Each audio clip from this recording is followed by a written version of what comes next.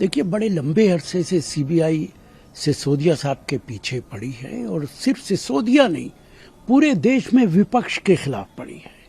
हमारा plenary session है रायपुर के अंदर, वहां छापे डाले जा रहे हैं, ईडी एक्टिव हो गई है। देश के अंदर लोकतंत्र नाम की अब कोई चीज बाकी नहीं रह गई है। लोगों को ये गलतफहमी दूर कर देनी चाहिए कि हम डेमोक्रेटिक कंट्री के अंदर रह रहे हैं। यहाँ पे तानाशाही है और सिसोदिया जी को अगर शाम तक गिरफ्तार किया गया तो ये भी दुर्भाग्यपूर्ण होगा। सर, क्या भारतीय जनता पार्टी के अंदर तमाम नेता दूध में धुले हैं? विपक्ष के वो नेता जिन पर बीजेपी इल्जामात लगाती रही बेईमानी के, डिसऑनेस्टी के, करप्शन के, जब वो भारतीय जनता पार्टी ज्वाइन कर लेते हैं तो दूध में धुले हो जाते हैं। बंगाल के मुकुल राय बीजेपी में आ गए, वाइस प्रेसिडेंट बना दिए गए। उससे पहले सीबीआई उनके पीछे पड़ी थी। महाराष्ट्र के अंदर डिप्टी चीफ मिनिस्टर कहते थे चक्की पिसवाएंगे, उन्हें शपथ दिलवा दी, वो दूध में धुले हो गए।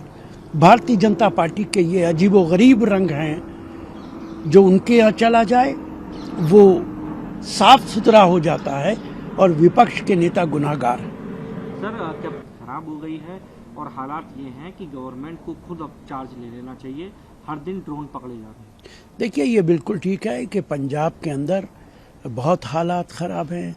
वहाँ पे खालिस्तानी लोग बंदूक लेके खुलेआम घूम रहे हैं और मुख्यमंत्री सिर्फ बयानात दे रहा है।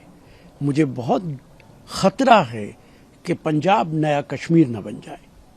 सफाई ना करने के लिए तरीके से ऑर्डर भी दिए गए हैं, इसलिए पंजाब के अंदर जो लॉ एंड ऑर्डर है वो डिटोरेटेड है। देखिए, जाहिर है अगर मुख्यमंत्री खामोश रहेंगे और सिर्फ बयानात पे मुनहसिर रहेंगे, इक्तफा करेंगे, तो जाहिर है कानूनी व्यवस्था बिगड़ती चली जाएगी और पंजाब के अंदर निश्चित तौर से हालात बहुत ख़राब हैं, दिन ब दिन ख़राब होते जा रहे हैं। खुल्लम खुल्ला वहाँ पे लोग कानून हाथ में ले रहे हैं और मुख्यमंत्री सिर्फ तमाशा देख रहे हैं। सर, बहादुर बेटे भी थे। देखिए, ये तो सही है कि अवैसी साहब भारतीय जनता पार्टी का खेल खेलते हैं और बीजेपी को मजबूत करते हैं। और ऐसे माहौल में जब विपक्ष के नेताओं के खिलाफ इनकम टैक्स, ईडी एक्टिव रहती है, अवैसी साहब की तो बीजेपी मदद करती है, उनके खिलाफ कार्रवाई करने का तो सवाल ही नहीं उठता।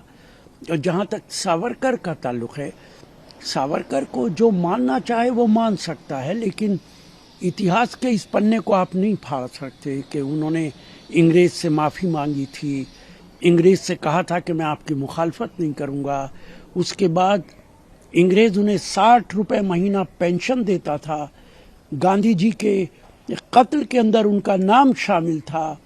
कपूर कमीशन ने उनके बरी होने के बाद भी कहा है कि शक की सुई सावरकर से नहीं हटती है। ये सब इतिहास के पन्ने हैं। भारत रत्न संजय राउत, देखिए, अगर उन्हें देंगे तो गांधी जी का अपमान होगा, शहीदों का अपमान होगा, फ्रीडम फाइटर्स का अपमान होगा। कोई मांग करना चाहे ये उसका हक है, लेकिन निश्चित तौर से सरकार को इस पे गौर भी नहीं करना चाहिए।